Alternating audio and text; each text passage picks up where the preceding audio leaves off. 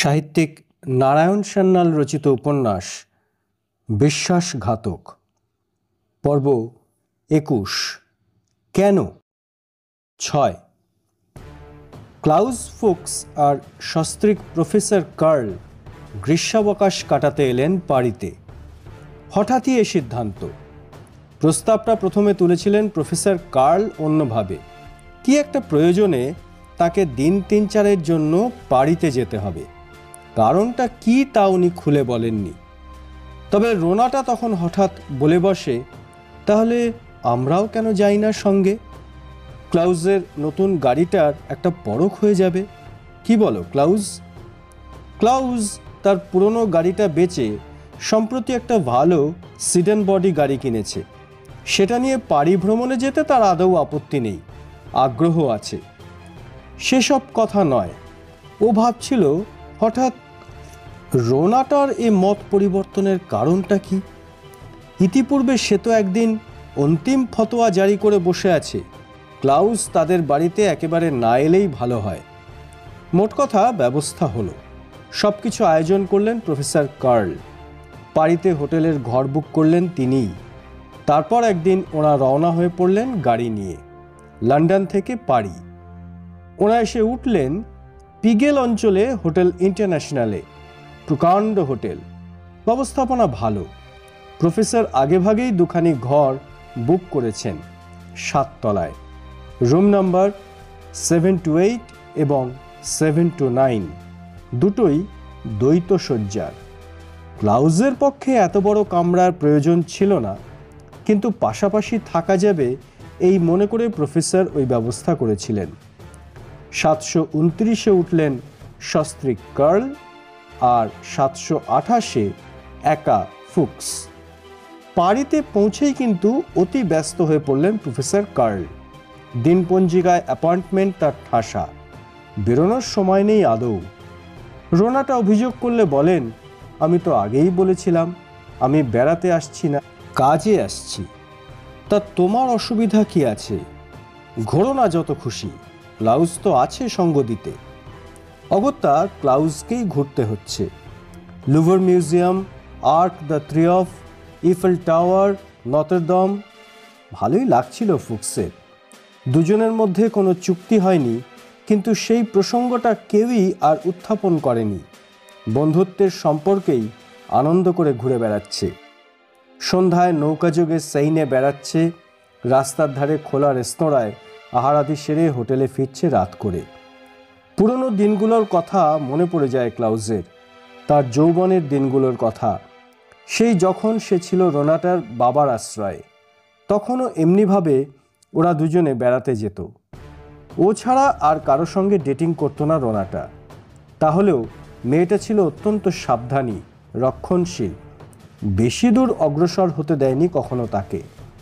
একসঙ্গে সিনেমা দেখেছে, থিয়েটার দেখেছে, নেচেছে, গল্প করেছে, ব্যাস। তারপর অগ্রসর হতে চাইলেই সরে গেছে রোনাটা। অথচ ক্লাউজের বেশ মনে আছে, রোনাটা সে যুগে তাকে ঘিরে ময়ূরের মতো পেখম মেলে নাচত। জীববিজ্ঞানের নিরিখে তুলনাটা হয়তো ঠিক হলো না, কিন্তু বাস্তবে ঘটনাটা ওই রকমই হতো।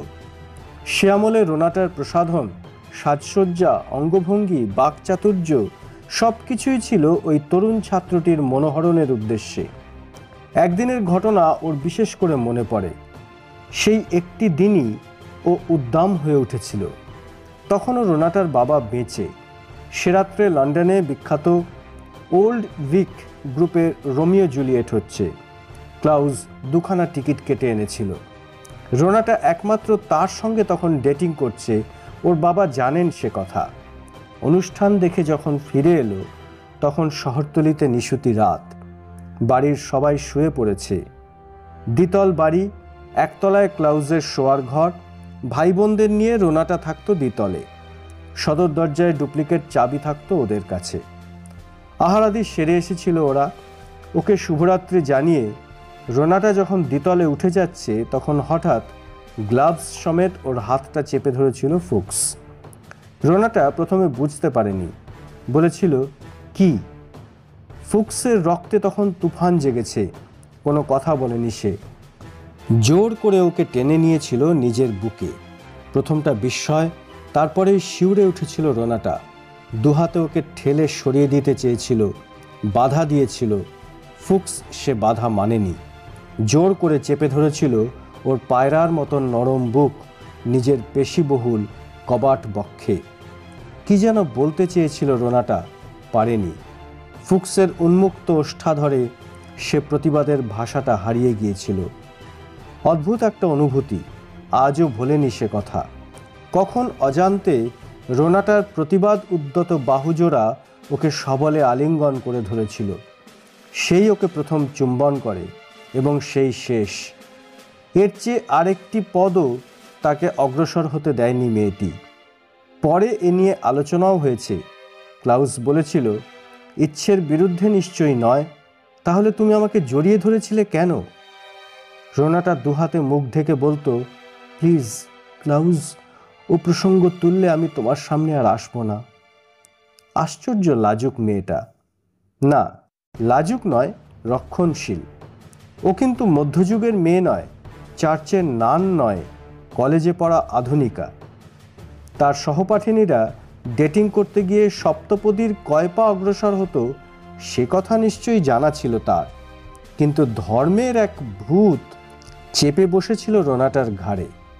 কুমারী মেয়ের কৌমার্য সম্বন্ধে সে ছিল অস্বাভাবিক রকমের সচেতন, আর সে কৌমার্য ওর ঠোঁটে, বুকে, সর্বাঙ্গে। আশ্চর্য। তবু তার একটা অর্থ হয়। প্রাক বিবাহ যুগে কুমারী মেয়ের সহজাত সংস্কার। কিন্তু এর অর্থ কি? আজ কেন সেই পরিণত বয়স্কা মেয়েটি হঠাৎ বলে বসল, বিবাহের সংজ্ঞা ইন্দ্রিয়জ ব্যভিচারের একটা পাসপোর্ট নয়? প্রফেসর কার্ল গোটা তিনেক ক্যামেরা এনেছেন, কিন্তু ফটো তোলার মতন সময় অথবা মেজাজ কোনোটাই নেই তার। অগত্যা রোনাটা আর ক্লাউস আনাড়ি হাতে তার সদ্ব্যবহার করে, এখানে ওখানে ফটো তুলে বেড়ায়। সেদিন ওরা গেল শহরের বাইরে ভার্সাই প্রাসাদ দেখতে। দুই পরিবারের বিলাস ব্যাসনের স্মৃতি বিজড়িত ভার্সাই প্রাসাদ। অনেক ফটো নিল। তারপর প্রাসাদের পিছন দিকের সুন্দর বাগানটিতে গিয়ে বসল ওরা। ট্যুরিস্ট অনেক এসেছে, বাগানটাও অতি প্রকাণ্ড। ফলে বাগানের দূরতম প্রান্তে একটা কার্নেশন বেডের ধারে ওরা যেখানে গিয়ে খাবারের বাস্কেট খুলল সেখানটা প্রায় নির্জন। ফুক্স তার ফ্লাস্ক বার করে দুপাত্র মদ ঢালল। রোনাটা বললে, আজ আমরা এই যে বাগানটার নির্জনে বসে লাঞ্চ খাচ্ছি, এখানেই একদিন হয়েছিল টেনিস কোর্ট বিদ্রোহ, তা জানো?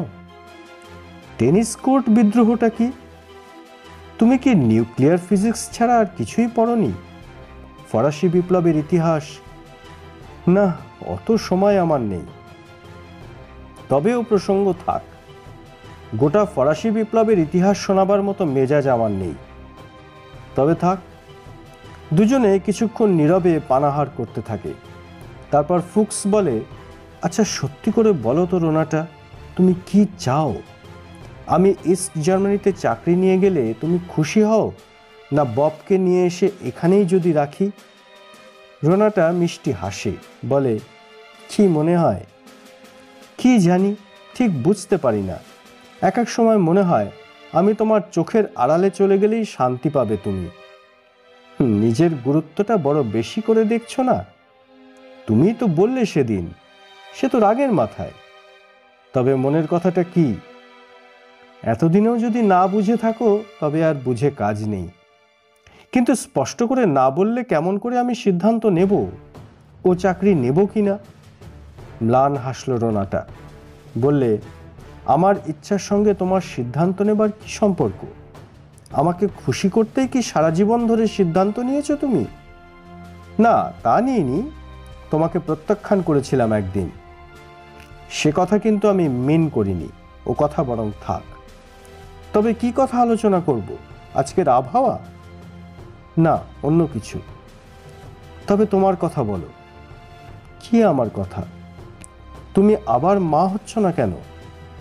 আবার মা মানে? অ্যালিসের ছোট ভাই অথবা বোন? ম্লান হাসল রোনাটা, যক্ষারোগীর রক্তশূন্য পাণ্ডুর হাসি। ব্র্যান্ডিটা গলায় ঢেলে দিয়ে বললে, for your information, Julie Alice আমার মেয়ে নয়। দ্বিতীয় পানপাত্রটা মুখে তুলছিল ক্লাউজ। ধীরে ধীরে এবার তার হাতটা নেমে আসে। অবাক হয়ে বলে, মানে অ্যালিস তোমার মেয়ে নয়? না, অ্যালিস প্রফেসর কার্লের প্রথম পক্ষের কন্যা। ক্লাউজের মনে পড়ে গেল অ্যালিসের চেহারা। অ্যালিস ছিল ব্রুনেট, মাথা ভরা কালো চুল, অথচ রোনাটা ব্লন্ডি, তাই মেয়ে মায়ের মতো দেখতে হয়নি আদৌ। অস্ফুটে বললে, আশ্চর্য, এত বড় খবরটা এতদিন আমাকে বলনি তো। শুধু তাই নয় জুলি, অ্যালিস প্রফেসর অটো কার্লের মেয়েও নয়। তার মানে? অ্যালিসের মাকে তিনি বিবাহ করেছিলেন ওই কন্যা সমেত। হঠাৎ ক্লাউজ ওর গ্লাভস পরা হাতটা চেপে ধরে, যেভাবে একদিন তার হাত চেপে ধরেছিল প্রথম যৌবনে সিঁড়ির মুখে। বলে, ডাক্তার দেখিয়েছিলে? অসুস্থ কে, তুমি না প্রফেসর? অসুস্থ হতে হবে তার মানে কি? রোনাটা তার হাতটা ছাড়িয়ে নেয়, বলে, পাগলামি করো না, এখানে আরো লোক আছে। ক্লাউজ হাতটা ছেড়ে দেয়। রোনাটা ঘড়ি দেখে বলে, সময় হয়ে গেছে, চলো ওঠা যাক, বাসটা ছেড়ে দেবে না হলে। ওরা একটা ট্যুরিস্ট বাসে গিয়েছিল ভার্সাই।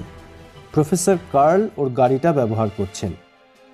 পরের দিন ক্লাউজ একাই বেরিয়েছিল তার গাড়িটা নিয়ে শহরতলির এক বিশেষ অঞ্চলে। হিটলারের অত্যাচারে দেশত্যাগ করার আগে সে কিছুদিন পারিতে লুকিয়ে থাকতে বাধ্য হয়েছিল। ওকে যারা আশ্রয় দিয়েছিল তাদের কিছু তত্ত্ব তালাশ নেবার উদ্দেশ্যে। দেখা পেল না কারো।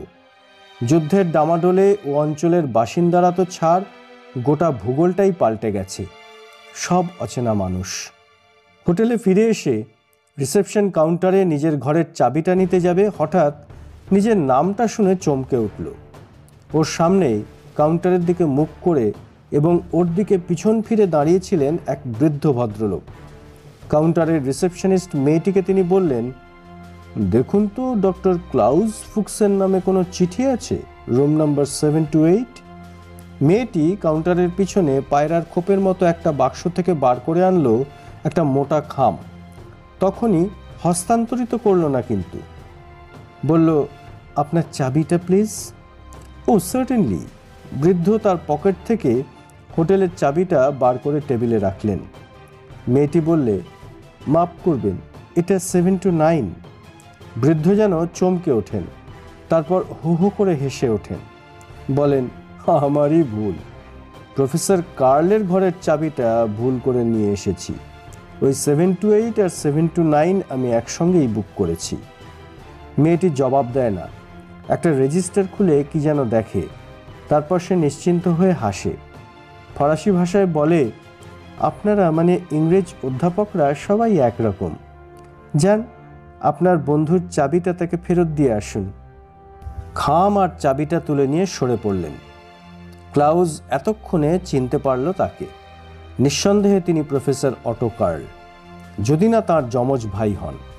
তফাৎ শুধু এই, প্রফেসর কার্লের দাড়ি গোঁফ পরিষ্কার করে চাঁচা, আর এই বৃদ্ধের দিব্যি কাঁচা পাকা ফ্রেঞ্চ কাট দাড়ি। বৃদ্ধের অলক্ষ্যে সে তাকে অনুসরণ করে সদর দরজা পর্যন্ত এলো। বৃদ্ধ হন্তদন্ত হয়ে বার হয়ে গেলেন। হোটেলের পোর্টিকোর তলাতেই অপেক্ষা করছিল একটা কালো রঙের মার্সিডিজ। তার ড্রাইভার দরজা খুলে দিল। মুহূর্ত মধ্যে তিনি অদৃশ্য হয়ে গেলেন। ঘটনাটা নিরতিশয় অদ্ভুত। কে ওই বৃদ্ধ? কেন তিনি ক্লাউজ ফুক্সের নামে মিথ্যা পরিচয় দিলেন মেয়েটির কাছে? গাড়িটাই বা কার? অন্যমনস্কের মতো সে ফিরে এলো কাউন্টারে। মেয়েটিকে বললে, নাম্বার 728 প্লিজ। যান্ত্রিক অভ্যাসে হুক থেকে নামিয়ে মেয়েটি বাড়িয়ে ধরে চাবিটা। দেখুন তো 729 নম্বর চাবিটা এখানে আছে কিনা। হঠাৎ কি মনে পড়ে যায় মেয়েটির। বলে, ওহো, আপনাদের চাবি দুটো উল্টোপাল্টা হয়ে গেছে। আপনার বন্ধু আপনার চাবিটা নিয়ে চলে গেলেন এইমাত্র। ঠিক আছে, একটা ঘরে ঢুকতে পারলেই হলো। নিজের ঘরে ফিরে এসে ক্লাউজ আদ্যপান্ত ব্যাপারটা তলিয়ে দেখে। কি হতে পারে? প্রফেসর কার্ল দুটি ঘর ভাড়া নিয়েছেন, 729 নিজের নামে, 728 ফুক্সের নামে। অথচ কাউন্টারে তিনি আত্মপরিচয় দিলেন ডক্টর ফুক্স বলে, তার উপর ছদ্মবেশ। প্রফেসর কার্ল একদিন স্বীকার করতে বাধ্য হয়েছিলেন তার পিছনে গুপ্ত আততায়ী লেগে থাকায় তিনি বিস্মিত নন। কেন? তাকে দুনিয়া থেকে সরিয়ে দিয়ে কার কি লাভ? আচ্ছা, রোনাটা কি সব কিছু জানে? সব কথা রোনাটাকে খুলে বললে কেমন হয়? কিন্তু সে যদি বিশ্বাস না করে, যদি ভাবে তার স্বামীর বিরুদ্ধে কতকগুলো মিথ্যে অভিযোগ আনছে, সে প্রমাণ করবে কেমন করে? হঠাৎ টেলিফোনটা বেজে উঠল। ক্লাউজ সেটা তুলে নিয়ে বললে, হ্যালো, তুমি ঘরে ফিরে এসেছো? কতক্ষণ? রোনাটা কথা বলছে পাশের ঘর থেকে। এইমাত্র। প্রফেসর আছেন? না, ও তো সেই সকালেই বেরিয়ে গেছে। এসো না এ ঘরে, চলো এখনই কোথাও বের হই। চুপচাপ এমন ঘরে বসে থাকার জন্য তো পালিয়ে এসেছি নাকি? তুমি তৈরি হয়ে নাও তাহলে। এ ঘরে এসে দেখো আমি তৈরি কিনা। নিজের ঘরে তালা দিয়ে ও চলে আসে এ ঘরে। রোনাটা তৈরি হয়েই বসেছিল, নিখুঁত সেজেছে সে। বাস রে, এত সাজের ঘটা! বাহ, ভুলে গেছো আজ সন্ধ্যের পর ফলি বার্জারে যাওয়ার কথা আছে না? ও হ্যাঁ, তাই তো। না না, আমি ভুলিনি, কিন্তু তার তো এখন অনেক দেরি। তুমি বসো দেখি ওখানে, তোমাকে কয়েকটা জরুরি কথা বলতে চাই। বলো। রোনাটা তার স্কার্ট সামলে আলতো করে বসে সামনের চেয়ারটায়। ভুল বুঝো না আমাকে, আমি একটা ব্যাপার কিছুতেই বুঝতে পারছি না। প্রফেসর কার্লের বিষয়ে। আচ্ছা, তুমি কি সম্প্রতি তার ব্যবহারে কোনো পরিবর্তন লক্ষ্য করেছো? রোনাটা স্পষ্টই সতর্ক হয়, গম্ভীর হয়ে বলে, বলছি। কি একটা দুশ্চিন্তায় উনি একেবারে মুষড়ে পড়েছেন। আমাকে কিছুই বলতে চান না, কিন্তু বেশ বুঝতে পারছি সেই চিন্তাটা ওকে কুড়ে কুড়ে খাচ্ছে। রাত্রে ঘুমোয় না, সারা রাত পায়চারি করে। তুমি কি মনে করো প্রফেসরের কোনো শত্রু আছে? কেউ তাকে ব্ল্যাকমেল করছে? আমার তো তা মনে হয়নি এতদিন। অমন দেবতুল্য মানুষের শত্রু থাকবে কেন? ফুক্স কিছুক্ষণ চুপ করে ভাবে, তারপর মনস্থির করে বলে, আমি যদি বলি প্রফেসর কার্লকে হত্যা করবার উদ্দেশ্যে একজন আততায়ী সর্বদা ওর পিছনে ঘুরছে, বিশ্বাস করতে পারো? অবাক বিস্ময়ে তাকিয়ে থাকে রোনাটা, তারপর নীরবে মাথা নেড়ে জানায়, না। ক্লাউজ আর দ্বিধা করে না। ওদের সেই দুর্ঘটনার আনুপূর্বিক একটা বর্ণনা দেয়। উপসংহারে বলে, প্রফেসর কার্ল আমাকে বারণ করেছিলেন একথা কাউকে জানাতে। আমি কাউকেই বলিনি, অথচ কেমন করে জানি আর্নল্ড সেটা জেনে ফেলেছে। তোমাকেও এতদিন বলিনি। আজ আর একটা ঘটনা ঘটায় মনে হলো তোমার জানা উচিত, তাই বললাম। বিশ্বাস করতে পারলে? একটা দীর্ঘশ্বাস ফেলে রোনাটা বললে, তুমি মিছিমিছি আমাকে মিথ্যা কথাই বা বলবে কেন? তাছাড়া আজ বুঝতে পারছি আর্নল্ড কেন সেদিন আমাকে অত জেরা করছিল। কবে? কি জাতীয় জেরা? কতগুলো ফটো দেখিয়ে জানতে চাইলো তাদের আমি চিনি কিনা, লস অ্যালামসে তাদের আমি কখনো দেখেছি কিনা। আমি সবচেয়ে অবাক হলাম যখন আর্নল্ড বললে, আপনাকে যে এসব প্রশ্ন করেছি তা কাউকে বলবেন না, আপনার স্বামীকেও না। কেন তা জানতে চাওনি তুমি? চেয়েছিলাম। আর্নল্ড বলেছিল এটা কার্লের ভালোর জন্যই। কিন্তু তুমি তখন কি বললে? আজ আর একটা ঘটনা কি ঘটতে দেখেছে বলেছিলে। ফুক্স সরাসরি সে প্রশ্নের জবাব না দিয়ে প্রশ্ন করে, তুমি ডক্টর অ্যালান নান মে নাম শুনেছ? শুনেছি। একটা ঘৃণিত বিশ্বাসঘাতক। কাগজে দেখেছি তার জেল হয়েছে, ফাঁসি হওয়া উচিত ছিল যদিও। হাসল ফুক্স ওর উত্তেজনা দেখে, বললে, তুমি ডেক্সটারের নাম শুনেছ? কে ডেক্সটার? অনেক ডেক্সটারকেই আমি চিনি, ওটা একটা সাধারণ নাম। কার কথা বলছো তুমি? ফুক্স সংক্ষেপে লস অ্যালামসের তথাকথিত প্রতারক ডেক্সটারের কথা বলে। ইতিপূর্বে আর্নল্ড এবং তারও আগে লস অ্যালামসে ম্যাকিলভি তাকে যেটুকু বলেছিল সেটুকুই জানায়। শুনতে শুনতে কেমন যেন বিচলিত হয়ে ওঠে রোনাটা। হঠাৎ চেয়ার ছেড়ে সে উঠে দাঁড়িয়ে বলে, এনাফ, এনাফ অফ ইট। তুমি আজ কি দেখেছো বলো? ফুক্স অতঃপর মাত্র আধ ঘন্টা আগে যা দেখেছে তার একটা আনুপূর্বিক বর্ণনা দেয়। রোনাটা বলে, তুমি নিশ্চয়ই ভুল দেখেছ, ভুল শুনেছ। এ কখনো সত্য হতে পারে? প্রফেসর কার্ল একজন দেব চরিত্রের মানুষ, তুমি তাকে... না না, ছি ছি। ফুক্স নিজেকে গুটিয়ে নেয়, বলে, তাই হবে, হয়তো ভুলই দেখেছি, ভুলই শুনেছি। নিশ্চয়ই, উনি তো সেই সকালে বেরিয়ে গেছেন। তাছাড়া দাড়ি গোঁফ এঁটে তোমার মাথা খারাপ? ফুক্স উঠে দাঁড়ায়, বলে, কই, বের হবে বলছিলে যে? না, মেজাজটা খিঁচড়ে গেছে, বসো তুমি। আচ্ছা, ঈশ্বরের নামে শপথ নিয়ে বলো জুলি, তুমি নিজে এটা বিশ্বাস করতে পারছো আমার স্বামী এত বড় বিশ্বাসঘাতক? ফুক্স এতক্ষণ চুপ করে কি যেন ভাবে, তারপর প্রতিটা শব্দ স্পষ্ট উচ্চারণ করে বলে, ঈশ্বরের নামে শপথ আমি নিই না রোনাটা। আমি ঈশ্বরের অস্তিত্বে বিশ্বাস করি না, আমি নাস্তিক। এবার স্তম্ভিত হবার পালা রোনাটার। অনেকক্ষণ নির্নিমেষ নয়নে সে তাকিয়ে থাকে ওর মুখের দিকে। তারপর অদ্ভুত স্বরে বললে, এসব কি বলছো জুলি, তুমি নাস্তিক? হ্যাঁ, তাই। আজ 20 বছর মেলামেশার পর তুমি আমাকে এ কথা বিশ্বাস করতে বলো? বলি, এতদিন তোমাকে সাহস করে জানাইনি, আজই বা তাহলে জানালে কেন? আমার মনে হচ্ছে তোমার আমার শেষ বোঝাপড়ার দিন এসে গেছে। তোমার আমার শেষ সিদ্ধান্তের আগে সব কিছু তোমার জেনে নেওয়া দরকার। শেষ সিদ্ধান্তটা কিসের? প্রফেসর কার্লকে যদি ডিভোর্স করতে বাধ্য হও, তারপর... রোনাটা একখানা হাত বাড়িয়ে দেয়, থামতে বলছে ওকে। ফুক্স কিন্তু থামে না, বলে, থামবার উপায় নেই রোনাটা, এই হচ্ছে বাস্তব অবস্থা। আমি ও ঘরে চলে যাচ্ছি। যদি মনটা স্থির হয়, বের হবার ইচ্ছে হয়, আমাকে ফোন করো বরং। নিজের ঘরে ফিরে এসে কাবার্ড থেকে বের করে হুইস্কির বোতলটা। মনটা আজ অনেক হালকা বোধ হচ্ছে। এতদিনে সে মন খুলে সত্যি কথাটা বলে ফেলেছে, সে নাস্তিক। এটাই ছিল রোনাটার সঙ্গে তার মিলনের পথে অন্যতম প্রধান বাধা। রোনাটা ধর্মভীরু, তার বাপের মতো। ক্লাউজ মনে করে ঈশ্বর একটা ভাঁওতা, কতকগুলো ফন্দিবাজ লোকের একটা ফাঁকিবাজি। সাহস করে এতদিন রোনাটাকে কথাটা বলতে পারেনি। আজ মনের ভার নেমে গেছে। হঠাৎ ওর মাথায় একটা ফন্দি জাগে, প্রফেসর কার্লকে একটু বাজিয়ে দেখতে দোষ কি? ছদ্মবেশী লোকটা আসলে কে সে কথা তাহলেই সহজে বোঝা যাবে। চট করে টেবিল থেকে একটা সাদা কাগজ তুলে নেয়, বাঁ হাতে কলমটা ধরে ক্যাপিটাল অক্ষরে বড় বড় করে লেখে, ছদ্মবেশ এবং ছদ্মনাম সত্ত্বেও তোমাকে কিন্তু চিনতে পেরেছি।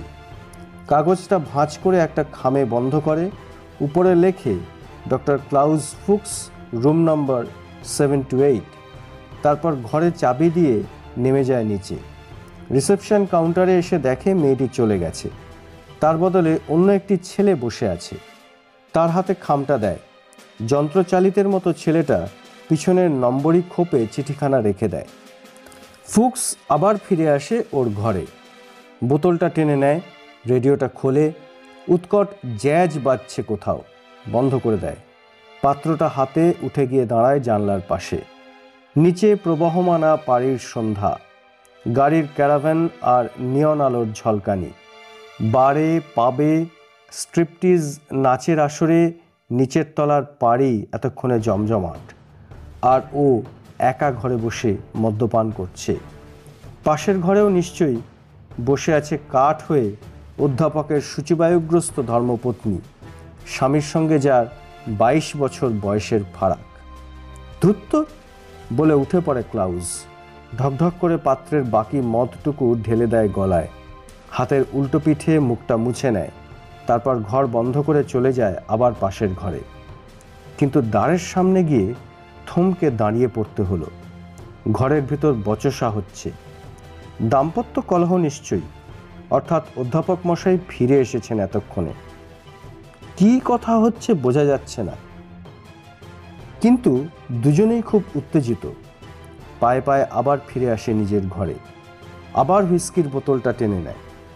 ঘন্টা 3 কেটে গেছে। তারপর বোতলটা কখন জানি শেষ হয়ে গেছে। তখনও ওর তৃষ্ণা মেটেনি। হুইস্কিতে এ তৃষ্ণা মিটবে না বোধ হয়। নৈশাহার হয়নি। ফলি বার্জারে রাত্রে নৈশাহারের জন্য টেবিল বুক করা ছিল, যায়নি।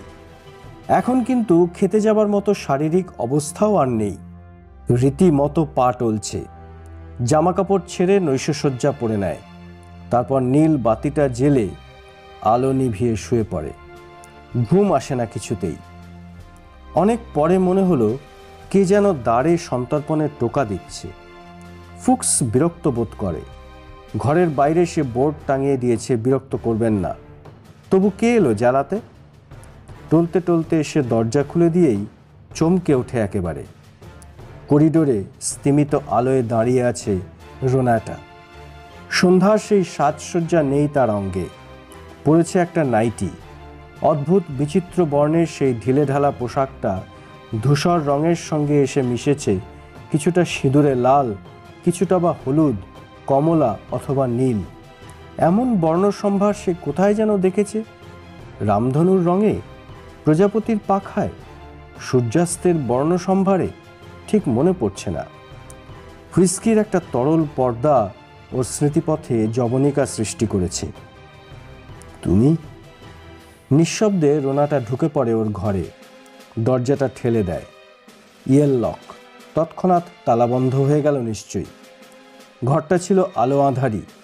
নীলাভ আলোর একটা মোহময় আবরণে ঢাকা। রোনাটা হাত বাড়িয়ে টেবিল ল্যাম্পটা জ্বেলে দেয়। হঠাৎ আলোর বন্যায় চোখ ধাঁধিয়ে গেল ক্লাউসের। ওর মনে হলো রোনাটা নাইটির নিচে অধবাস পড়েনি। ওর অন্তরের যুগ্ম কামনা উত্তুঙ্গ হয়ে উঠেছে। রোনাটা কিন্তু তার বেশবাস বিষয়ে সচেতন নয়। এসে বসলো সে চেয়ারটা টেনে নিয়ে। একখানা কাগজ বাড়িয়ে ধরে বললে, পড়ে দেখো। কি ওখানা? কাগজটা হাত বাড়িয়ে নেয়। একটু আগে হোটেলের একজন বয় দিয়ে গেল। প্রফেসর অটো কার্লের সংক্ষিপ্ত পত্র, স্ত্রীকে লেখা, সম্বোধনবিহীন। লিখেছেন বিশেষ জরুরি প্রয়োজনে তিনি কর্মস্থলে ফিরে যাচ্ছেন।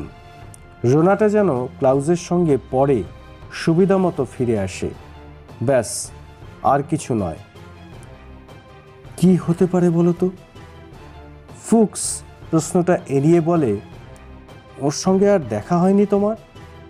হয়েছিল। ঘণ্টাখানেক আগে এসে খামোখা আমার সঙ্গে ঝগড়া করে গেছেন। বললেন আমি নাকি ওকে চিঠি লিখে ভয় দেখাচ্ছি। কি চিঠি? কি জানি, কিছুই খুলে বললেন না। কি করবে এখন? তাই তো পরামর্শ করতে এলাম তোমার সঙ্গে। আমার সঙ্গে? আমার পরামর্শ তুমি শুনবে? কেন শুনবো না? আমি তো নাস্তিক। আমি যে বিশ্বাসঘাতক। প্লিজ অমন করে বলো না। তোমাকে আমি কোনোদিনই বিশ্বাসঘাতক বলিনি, কিন্তু আমিও তো বিশ্বাসঘাতক হয়ে উঠতে পারি। না, পারো না। পারি না? প্রফেসর কার্ল বিশ্বাস করে তার সুন্দরী যুবতী স্ত্রীকে এভাবে ফেলে পালাতে পারেন?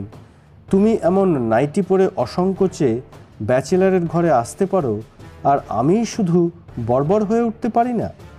না, পারো না জুলি, কারণ তুমি জানো তাহলে আমি আত্মহত্যা করব। আমি খ্রিস্টান, আমি বিবাহিতা, আমি ব্যভিচারিণী হতে পারি না। ক্লাউজ নিরুদ্ধ আক্রোশে বিছানার উপর একটা ঘুষি মারে। রোনাটা হেসে বলে, পুওর চাইল্ড। থাক, রসিকতা করো না। আবার উঠে যায় কাবার্ডের কাছে, আর একটা বোতল পেরে আনে। রোনাটা বলে, আর খেও না, তোমার পা টলছে। তুমি পাষাণ, আর তুমি নাস্তিক। কিন্তু নাস্তিকদেরও একটা জিনিস থাকে জুলি, কোড অফ এথিক্স। কিন্তু আমি তো মানুষ। তাই তো সেদিন বলেছিলাম তুমি বিয়ে করো, সংসার করো। আর তুমি? তোমার কি হবে? আমার আবার কি হবে? তুমি এমন দিন দিন শুকিয়ে যাচ্ছ কেন? নিজের চিকিৎসা করাচ্ছ না কেন? ম্লান হাসল রোনাটা। ফুক্স দুপাত্র তরল পানীয় ঢালল। তারপর বললে, কই, জবাব দিলে না? কি জবাব দেব? এ রোগের চিকিৎসা নেই, আমি জানি। কি রোগ? এখন আর তা তোমাকে জানানো যাবে না। কেন? নাস্তিককে তা বলা যায় না। পানীয়টা কণ্ঠনালীতে ঢেলে দিয়ে আবার এক পাত্র ঢালে, বলে, বলতে তোমাকে হবে না। আমি জানি কি তোমার রোগ, কি তার চিকিৎসা। কৌতুক উপচে পড়ল রোনাটার গলায়। বললে, তাই নাকি? শুনি একটু। তোমার মা হওয়া দরকার। তুমি একজন গাইনোকোলজিস্টকে নিয়ে নিজেকে দেখাও। রোনাটা জবাব দেয় না। এতক্ষণে পানপাত্রটা তুলে নেয় হাতে, এক সিপ মুখে দিয়ে বলে, তার প্রয়োজন নেই। আমার কোনো আঙ্গিক ত্রুটি নেই। তবে কি প্রফেসর? এবারও ইতস্তত করে রোনাটা জবাব দিতে। তার হাতটা কাঁপছে, সেই সঙ্গে কাঁপছে তার হাতে তরল পানীয়টা। অনেকটা খেয়ে ফেললে একসঙ্গে। মুখ মুছে নিয়ে বললে, এসব প্রশ্ন জিজ্ঞেস করা কি তোমার উচিত হচ্ছে? ফুক্স খাটের প্রান্তে এগিয়ে আসে, রোনাটার কাঁধে একখানা হাত রাখে, বলে, হচ্ছে রোনাটা, আমার সে অধিকার আছে। তবে কি প্রফেসরই দায়ী? প্লিজ আমাকে জিজ্ঞেস করো না, আমি বলতে পারবো না। দুহাতে মুখ ঢাকে রোনাটা। ফুক্স দুহাতে ওর অনাবৃত বাহুমূল শক্ত মুঠিতে ধরে একটা ঝাঁকানি দেয়, বলে, বলতে তোমাকে হবেই রোনাটা। প্রফেসর কি পিতা হবার উপযুক্ত নন? তবু মুখ থেকে হাত সরায় না রোনাটা। তার সোনালি চুল ভরা মাথাটায় একটা ঝাঁকি দিয়ে বলে, আমি জানি না, বিশ্বাস করো আমি জানি না। তবে কোনো ডাক্তারের কাছে তাকে নিয়ে যাওনি কেন? হঠাৎ হাত সরে গেল রোনাটার। অশ্রু আর্দ্র দুটি চোখের দৃষ্টি মেলে ধরে বলে, বিশ্বাস করবে জুলি, অ্যালিসের মা এটাকে মেনে নিতে পারেনি। সে অন্যত্র সান্ত্বনা খুঁজত। তার মানে? সব কথা আমাকে বলো দেখি। কিন্তু সব কথা খুলে বলা যায় ওর কাছেও? হঠাৎ একেবারে ভেঙে পড়ে রোনাটা, উপুর হয়ে পড়ে ওর বালিশের ওপর। ফুক্স ওর প্ল্যাটিনাম ব্লন্ড চুলের ওপর ধীরে ধীরে হাত বুলিয়ে দেয়। সে স্পর্শে একেবারে শিউরে ওঠে রোনাটা। তার পিঠটা থরথর করে কাঁপতে থাকে। তারপর ওইভাবে মুখ লুকিয়েই বলে, বিবাহের আগেই প্রফেসর আমাকে প্রতিশ্রুতি দিয়েছিলেন তার সন্তানের মা হতে হবে না আমাকে। হঠাৎ জোর করে ওকে টেনে তোলে, দুহাতে ওর বাহুমূল শক্ত করে ধরে মুখোমুখি বসিয়ে দেয়, বলে, প্রতিশ্রুতি? কিসের জন্য প্রতিশ্রুতি? তুমি চেয়েছিলে কেন? তাও কি বলে দিতে হবে তোমাকে? চোখ দুটো জ্বলে ওঠে মাতালটার। বলে, তুমি কি পাগল? আমার জন্য? হঠাৎ ঝরঝরিয়ে কেঁদে ফেলে রোনাটা। থরথরিয়ে কেঁপে ওঠে ওর ঠোঁট দুটো। অস্ফুটে বলে ফেলে, would you believe me Julie, at this age, after 8 years of married life, I'm yet virgin? 4, 3, 2, 1, now. প্রকাণ্ড একটা ধোঁয়ার বলয় পাক খেতে খেতে উপরে উঠে যাচ্ছে। ধোঁয়ার কুণ্ডলীর উপর আরেকটা আগুনের বলয়, তার কিনারাগুলো সিঁদুরে লাল। উপরে উপরে আরও উপরে উঠে গেল। অনাবিষ্কৃত একটা নগ্ন সত্য আবির্ভূত হলো ওর চোখের সামনে। পারমাণবিক বন্ধনমুক্ত মহামৃত্যু নেমে এলো এবার পৃথিবীর বুকের ওপর। তারপর অস্বাভাবিক একটা নিস্তব্ধতা। পুরো 1.5 মিনিট কেউ কোনো কথা বলেনি।